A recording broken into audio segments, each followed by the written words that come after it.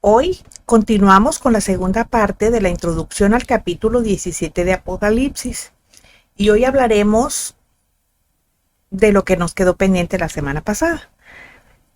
Tenemos pendiente hablar del símbolo por excelencia de los jesuitas, es el IHS. Ese símbolo aparece como un monograma de Jesucristo, pero en realidad son las iniciales de Isis, de Horus y de Set. Es la tríada osírica, así se le conoce como la tríada osírica. Bueno, ahora vamos a hablar de Faraón, jefe del Vaticano. El faraón, considerado un dios, era transportado de la misma manera y el mismo atuendo como es transportado el jefe del Vaticano, que dice ser Dios en la tierra. No se les olvide que se autonombra vicario de Cristo. Eso significa tomar el lugar de Cristo en la tierra, lo cual es una total herejía. Bueno, después vamos a ver el plan de Dios. El plan de Dios es Israel. El diluvio universal ocurrió hace aproximadamente 4.400 años. 600 años más tarde, o sea, 2.000 años antes de Cristo, Dios levantó a Abraham. Mientras tanto, el Señor y Rey del cielo y de la tierra, que había levantado a Abraham, hizo de su descendencia una nación, Israel, que habiendo sido esclava en Egipto durante 430 años, iba a hacer luz a las naciones, y de ella nacería el Mesías de todos. Él es Cristo Jesús. A Israel, Dios le levantó un líder, Moisés, para sacarlos de la esclavitud de Egipto, que simboliza el mundo sin Dios. Dios iba a salvar a toda una nación y la iba a establecer en una tierra. Esa tierra era Canaán. Mientras tanto, Israel, aún en Egipto, esperaba el momento de partir hacia la tierra prometida. Cuando el faraón rehusó soltar a los israelitas, Dios le mandó diversas plagas a Egipto y realizó muchos milagros que mostraron a todos que el Dios de Israel es el verdadero Dios. Ahora vamos a hablar un poco de la esclavitud de Israel. El pueblo de Israel sufrió a manos de los egipcios durante su periodo de esclavitud, que representa el mundo esclavizado por el pecado. A ellos les dio leyes, o sea, los 10 mandamientos. Uno de ellos, el segundo, prohibía a Israel levantarse imagen alguna para venerarla u honrarla. Satanás siempre ha utilizado cada imagen para robar la adoración que le pertenece únicamente a Dios, y él se las roba, esa adoración, de los que se han postrado ante esas imágenes, ¿verdad? Cuando Moisés murió, los israelitas llevaban 40 años en aquel desierto. Luego levantó a Josué, un hombre amador de Dios, esforzado y valiente, que guió al pueblo a la tierra prometida. Cuando Israel llegó a Canaán, se encontró que la tierra estaba repleta de oscuridad idolátrica y perversión. No estamos hablando de oscuridad porque el sol se haya ocultado, no, estamos hablando de una oscuridad espiritual. Los habitantes de esa tierra estaban profundamente envueltos en el ocultismo. La corrupción satánica de Babilonia se había apoderado de Canaán. Israel llegó un momento en que se cansó de pelear tal y como el Señor le había mandado, y se empezaron a mezclar con aquellas gentes y a pervertirse junto con ellas. Muchos llegaron a adorar a Baal, el dios Sol, y Dios se airó contra ellos. En el libro de Jueces 2:13 encontramos: y dejaron a Jehová y adoraron a Baal y a Astarot. Astarot era el nombre bajo el cual la diosa era conocida por los cananeos, los antiguos habitantes de la tierra prometida. Dios les mandó a sus profetas Isaías, Jeremías, Ezequiel, etcétera, ¿verdad? Ya que Israel era muy religioso en público, pero en privado se había rebelado contra Dios. O sea, es lo que les digo, como los sacerdotes. En público, con las manitas en el pecho, con la carita caída y los ojos así como que, ¿verdad? Pero en secreto son unos pervertidos. Bueno, Ezequiel 8:14 dice: y me llevó a la entrada de la puerta de la casa de Jehová que está al norte, y he aquí mujeres que estaban allí sentadas endechando a Tamuz. El 8:17 dice: y me dijo: ¿no has visto, hijo de hombre? Es cosa liviana para la cosa de Jehová, para la casa de Judá, hacer las abominaciones que hacen aquí. Después de que han llenado de maldad la tierra, se volvieron a mí para irritarme. He aquí que aplican el ramo a sus narices. Aquellos israelitas apóstatas odiaban a los profetas de Dios porque les predicaban el arrepentimiento. Seguían cumpliendo con los preceptos de Dios, haciendo los sacrificios diarios de acuerdo a la ley de Moisés, pero su corazón estaba lejos de Dios. Eso es lo que hacen esos que el 12 de diciembre ahí van arrodillados desde no sé dónde hasta allá, hasta la basílica, o hasta los santuarios de los estados. Así. Es lo mismo. Hacen un montón, todo el año están haciendo cosas, pero el mero día, ahí van. Eso es idolatría. Después de Malaquías, y una vez acabado el periodo intertestamentario, o sea, entre uno y otro, empezó a predicar Juan el Bautista, que anunciaba la venida del Mesías. Y ahí empezaba a gestarse el nuevo pacto, o sea, el Nuevo Testamento. Mientras tanto, ya hacía años que el Imperio Romano, heredero del griego, era una realidad. Como paganos que eran, asimilaron en su sistema religioso toda la parafernalia idolátrica de las tierras que conquistaban. La religión de la Roma antigua no era más que la idolatría babilónica que se desarrolló de varias formas y bajo diferentes nombres en las naciones a las que Roma llegó y conquistó. O sea, el conquistador conquistado. Por otra parte, esta sería sucesivamente su estrategia de conquista dentro de lo que se llamó la Pax Romana.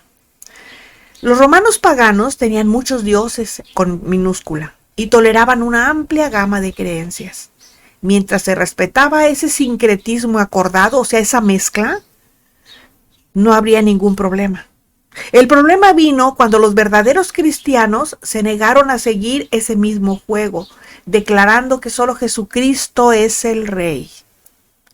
Esa declaración atentaba directamente contra la Pax Romana, que no era pluralista ni tolerante con los demás, y por ende atentaba directamente contra el César. A causa de su fe, los cristianos de esa época enfrentaban la muerte segura al oponerse a dar culto al César. ¿Y saben qué hacían? Los mandaban a los leones para que fueran muertos por ellos. Ahora vamos a ver Cristo Jesús y la era apostólica. El fundador de la verdadera iglesia, Cristo Jesús, vivía, ministraba, moría y resucitaba de entre los muertos. Él sí era y es el verdadero Hijo del verdadero Dios. Él ascendió a los cielos, fue enviado el Espíritu Santo y la iglesia del Nuevo Testamento fue establecida en la tierra. Ese fue un tiempo de gloria. Solo hay que leer el libro de los Hechos de los Apóstoles para entender ese tiempo de poder y bendición que Dios dio a todos los que creían en Él y que eran muchos millares, pero no solo a los que creían, sino a los que creen y que van a seguir creyendo. El verdadero cristianismo en aquellos días, lleno del Espíritu Santo, barría la idolatría y la mentira religiosa del espíritu babilónico, del espíritu satánico. Dice el libro de Hechos 19, 18 y 20. Muchos de los que habían creído venían confesando y dando cuenta de sus hechos. Asimismo, muchos de los que habían practicado la magia trajeron los libros y los quemaron delante de todos. Y hecha la cuenta de su precio, hallaron que era 50,000 piezas de plata. Así crecía y prevalecía poderosamente la palabra del Señor. Dios se movía poderosamente porque los hombres y las mujeres se arrepentían de sus pecados y se entregaban al Señor Jesús de todo corazón. Decían asustados algunos que se oponían al Evangelio en Hechos 17:6. Estos que trastornan el mundo entero también han venido acá. Ahora tenemos el clero y el laicado.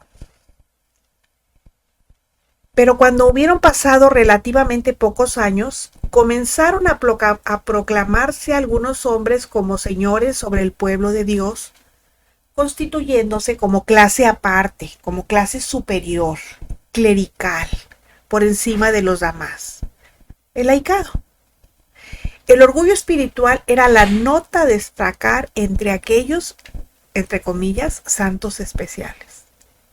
Tomando el lugar del Espíritu Santo, en vez de predicar con el amor de Cristo a las almas, las conquistaban con la imposición dogmática y visceral sin remordimientos.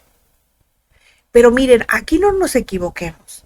Aquí predicar con el amor de Cristo no es hablarle bonito a la gente, no es hablarle, bueno, sí con dulzura, puede ser, pero a veces se ameritan otras cosas, porque lo que necesitamos es hablar la verdad. La gente necesita despertar, la gente no necesita que le sobemos la espalda para que se sienta bien, porque no estamos para hacerle sentir bien a nadie.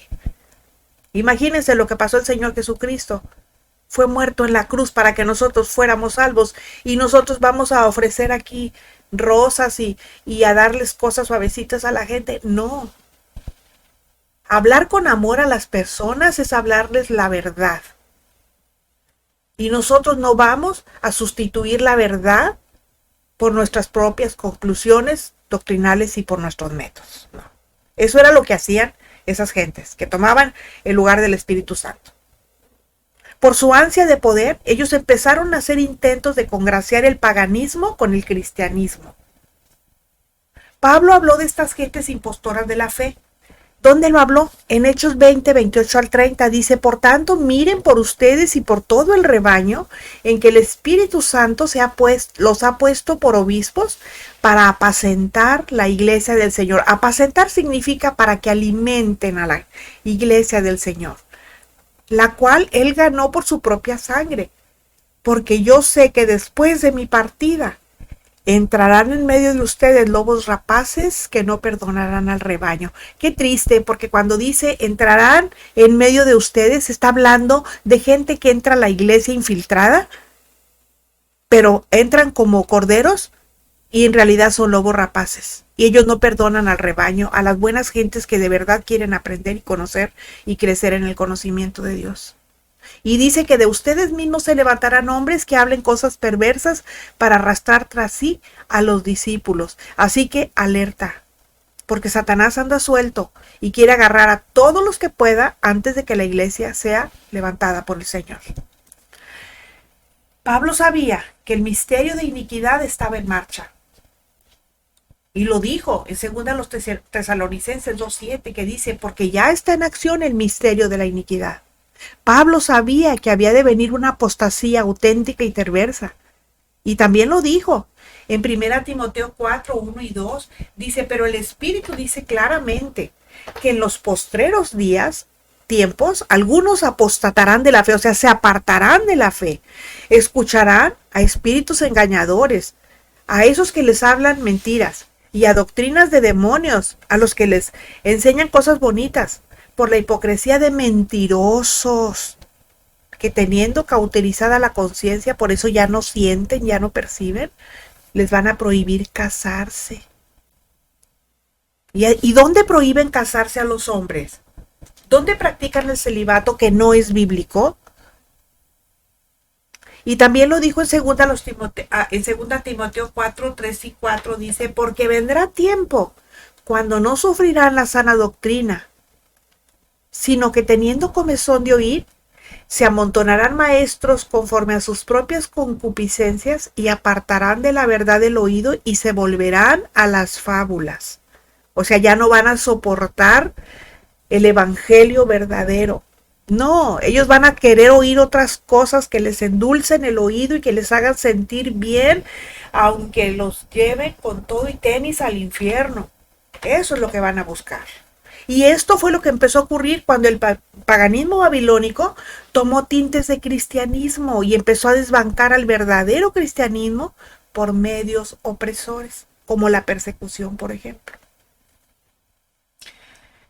Cuando Judas, allá por el año 70 o 75 después de Cristo, escribió su única epístola universal, le fue necesario amonestar al pueblo creyente, o sea, a los cristianos, en Judas 3 y 4.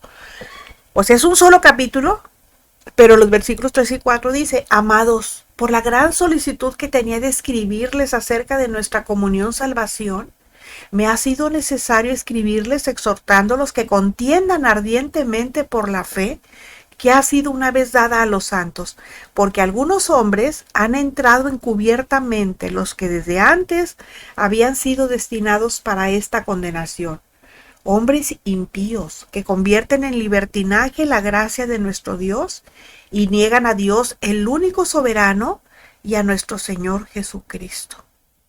Solo hay que ver la vida de la inmensa mayoría de los papas adúlteros y fornicarios. Cuando Judas advierte de esos hombres que convierten en libertinaje la gracia de nuestro Dios. Qué contraste con aquellos fieles a Cristo que por no quemar un poco de incienso al César, eran llevados a las fieras. Por no reconocer al César de Roma como sumo pontífice, eran exhibidos en el circo delante de mucha gente, siendo torturados y matados. Y sin embargo, el sumo pontífice católico romano espera y reclama de sus fieles que crean que ocupan un lugar en la tierra, el lugar de Dios Todopoderoso.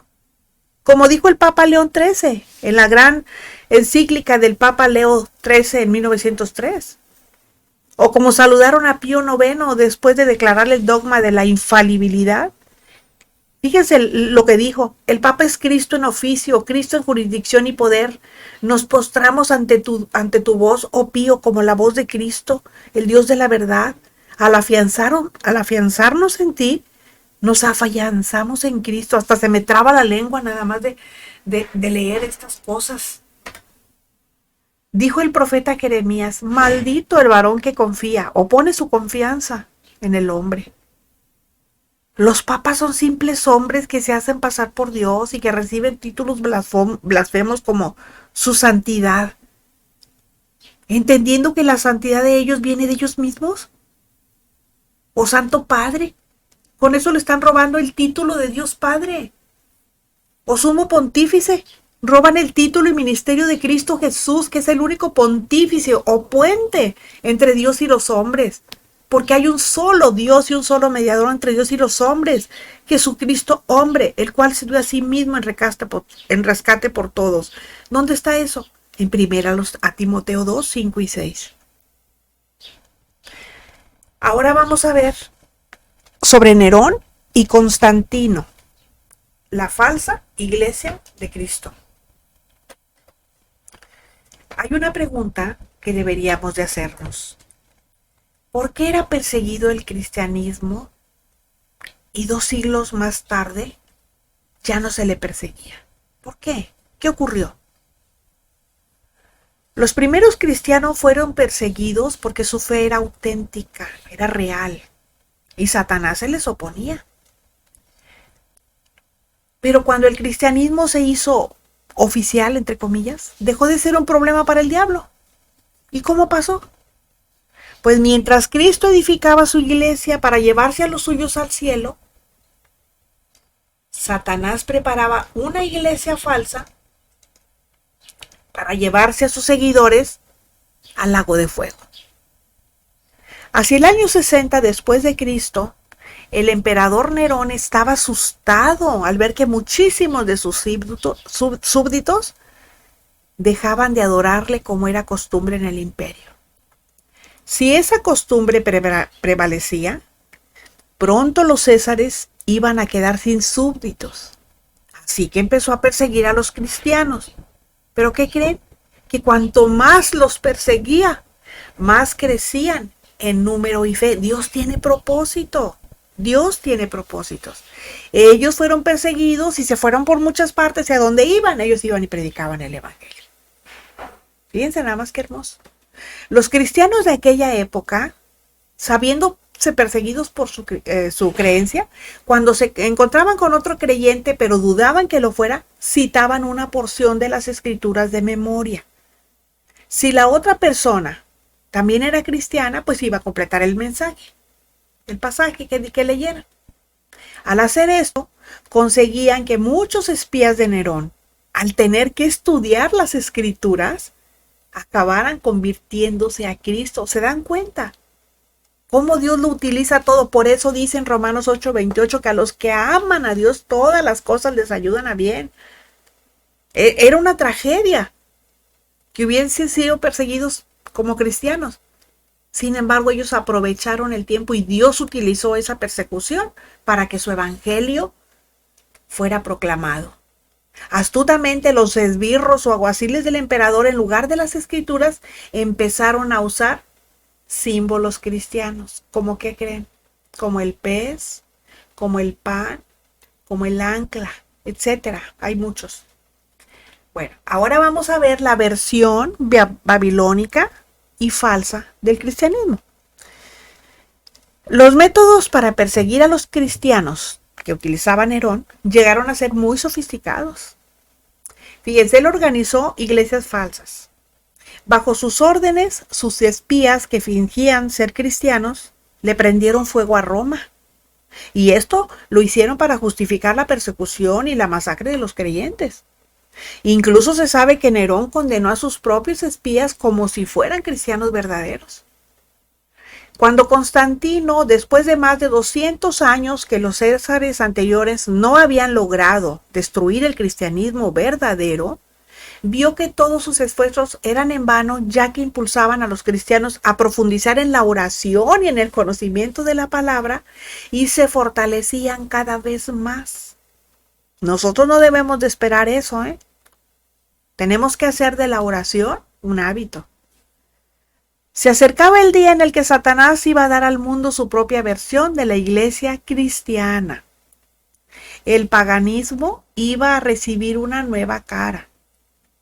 El hombre que el enemigo utilizó fue el mismo emperador.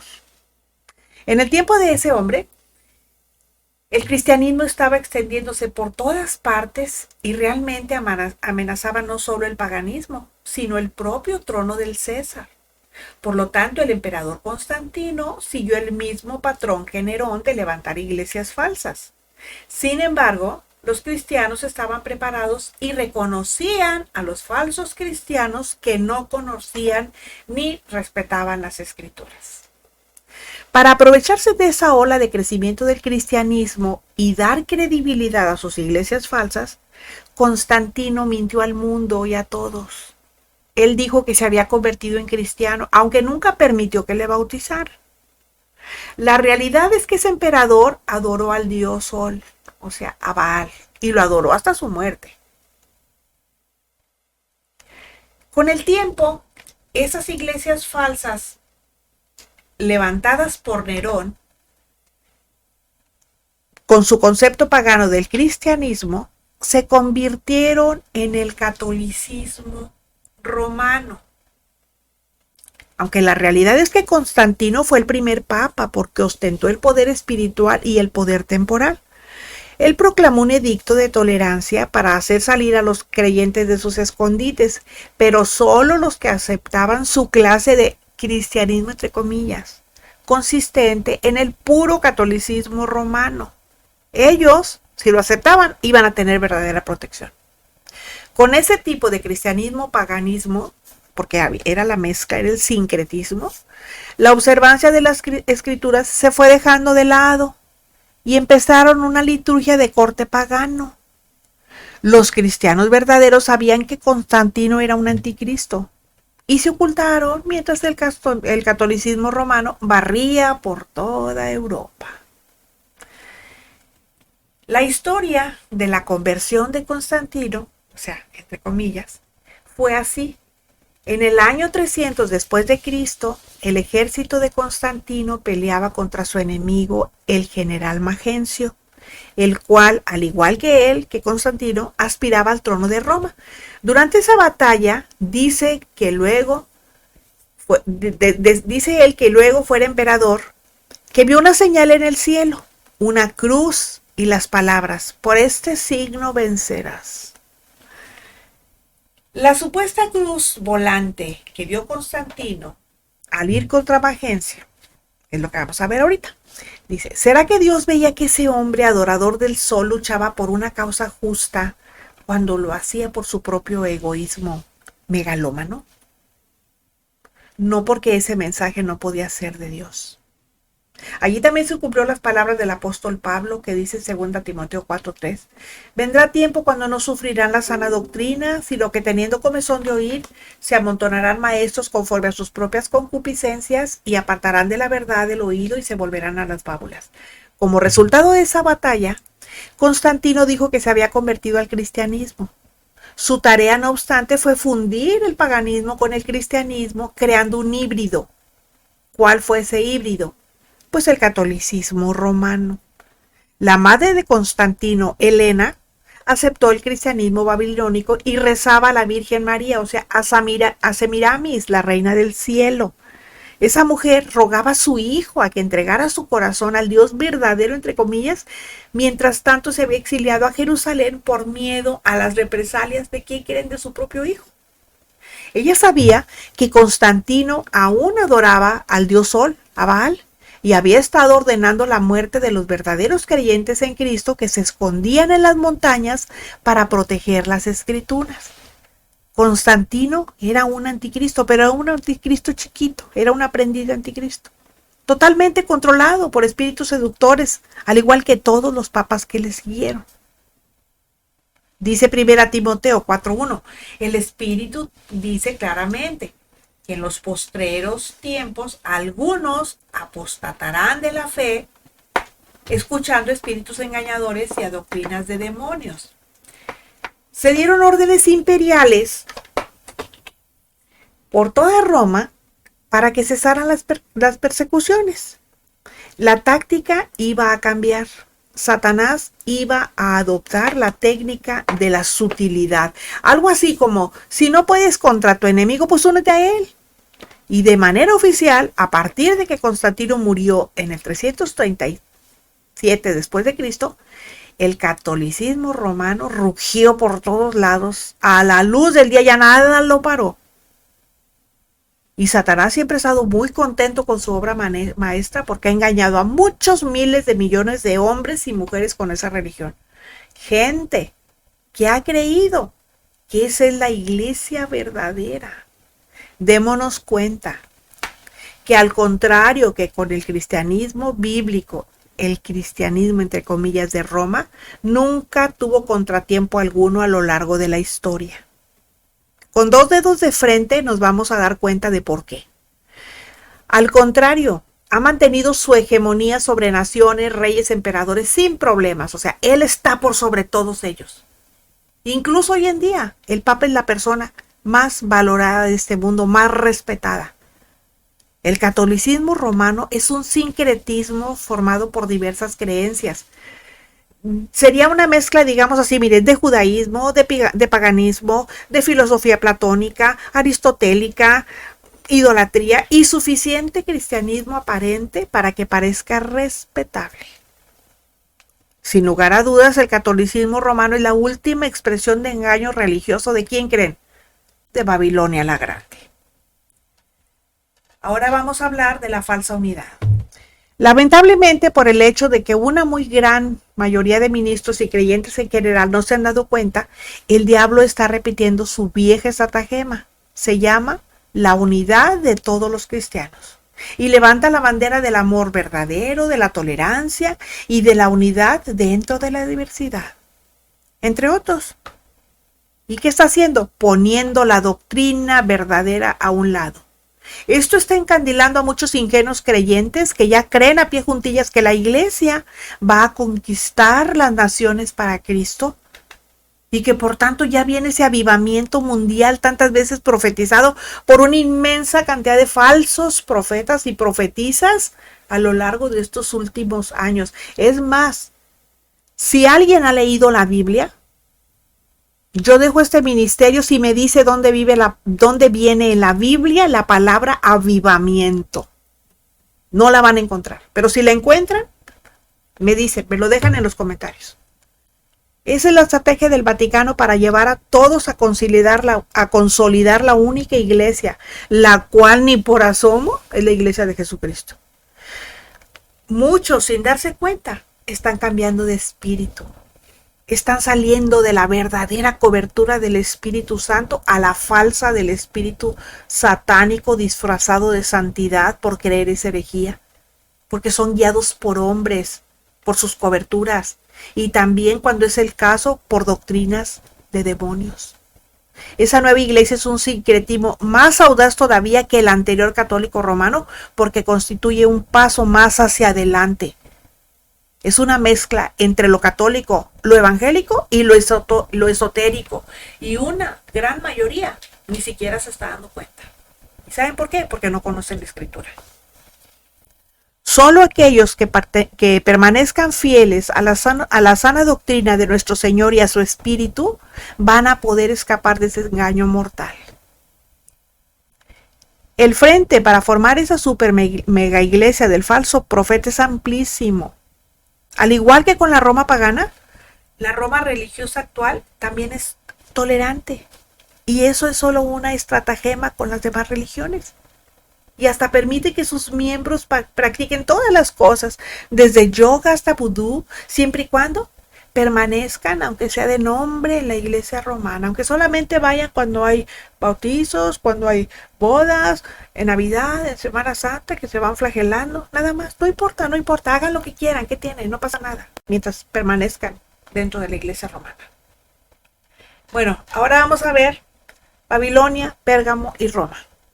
Fíjense, incluso después de la dispersión de los pueblos por toda la tierra, Babilonia seguía siendo el centro de la religión babilónica hasta que la ciudad fue tomada por el rey persa Jerjes I. Eso fue en el año 487 a.C.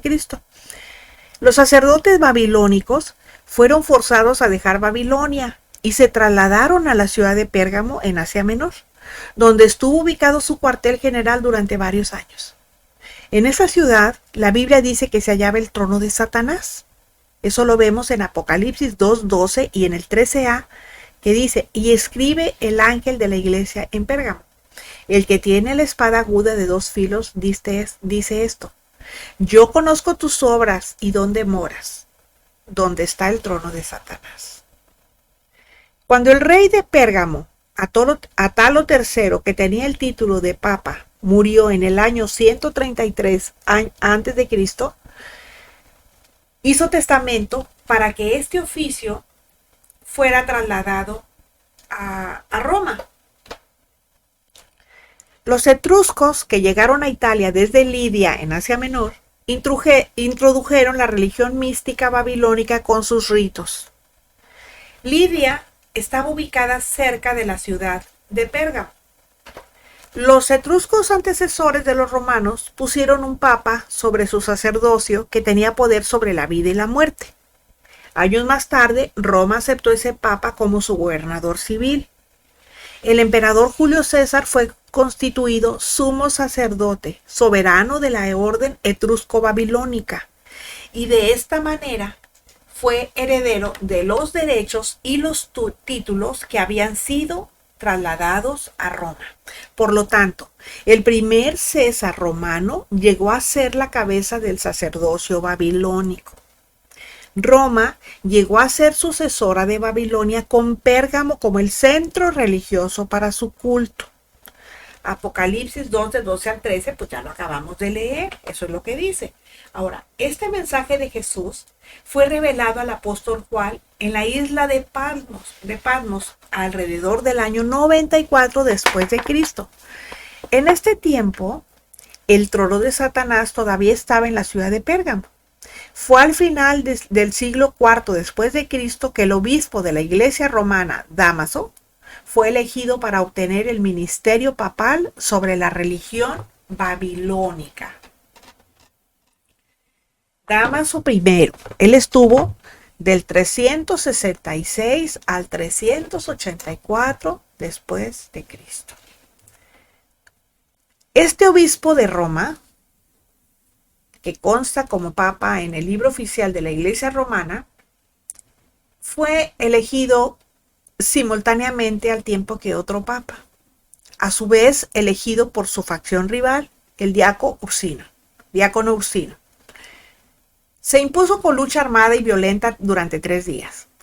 Con el respaldo del emperador Teodosio salió elegido. En el año 380 selló la alianza con un decreto que exigía a todos los súbditos del imperio que aceptaran la religión de Pedro, según él. Este decreto, que por cierto, Pedro nunca estuvo en Roma, este decreto, y atención a esto, ha sido calificado como la escritura notarial clásica de la Iglesia Estatal Católica. Con ello, Dámaso crea el concepto de sede apostólica o Santa Sede. Y en esa línea ya se va perfilando la afirmación de la identidad del Papa con Pedro. Pero como les digo, Pedro nunca estuvo en Roma. Dámaso fue el primero, quien en el 382 usó la frase, tú eres Pedro, y sobre esta piedra edificaré mi iglesia, para reclamar la autoridad espiritual suprema. Pero esto tampoco es cierto. Esa palabra es de Cristo y la dijo en otro contexto. Este papa sanguinario, adinerado, poderoso y extremadamente corrupto, se rodeó de lujos que habrían hecho sonrojar a un emperador. No hay forma alguna de poder justificar cualquier conexión entre él y Cristo. Sin embargo, sigue siendo un eslabón en esa cadena de alegada sucesión ininterrumpida. Dámaso I, que fue hecho santo, exigía la continencia a los clérigos casados. ¿Por qué? Pues porque él veía el sexo como algo pecaminoso. Y la Biblia no menciona nada de eso. A partir del año, es más, fíjense, Pedro era casado.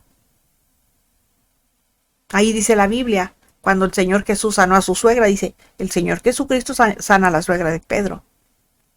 A partir del año 373 permite el uso del incienso.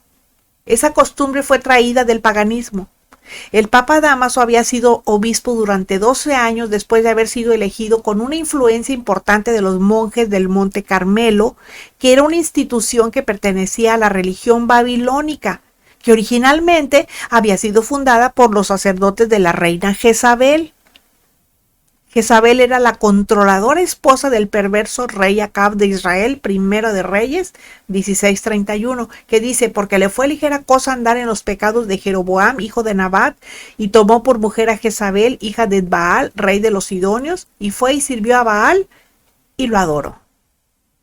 De esta manera, en el año 378, el sistema religioso babilónico llegó a ser una parte de la Iglesia de Roma, porque el obispo de Roma, que más tarde llegó a ser la cabeza de la iglesia organizada, ya era el sumo sacerdote de la orden babilónica. Toda enseñanza pagana de Babilonia y Roma fue introducida paulatinamente en la organización religiosa romana. Poco después de que Dámaso llegara a ser papa, los ritos babilónicos fueron promovidos. El culto de la iglesia romana llegó a ser babilónico. Y durante su tiempo los templos paganos fueron embellecidos y sus ritos fueron establecidos. Así pues, el Papa Dámaso era en realidad un satanista declarado. El culto babilónico y el romano han ido de la mano durante demasiados siglos, llegando a ser una misma cosa. La Iglesia de Roma es la heredera directa del culto babilónico emprendido por Nimrod y Semiramis, o Astoret, como lo llama la Biblia, llevado al punto más sublime del engaño por mezclarlo directamente con el mensaje del Evangelio. Y con eso están anulando su poder y bendición, porque lo están convirtiendo en una simple religión ritualista. El cristianismo fue perseguido a muerte por Satanás a través de los césaros romanos, y siglos más tarde también fue perseguido a muerte por Satanás a través de los papas romanos. No hay nada nuevo bajo el cielo. Nos vemos o nos escuchamos la próxima semana.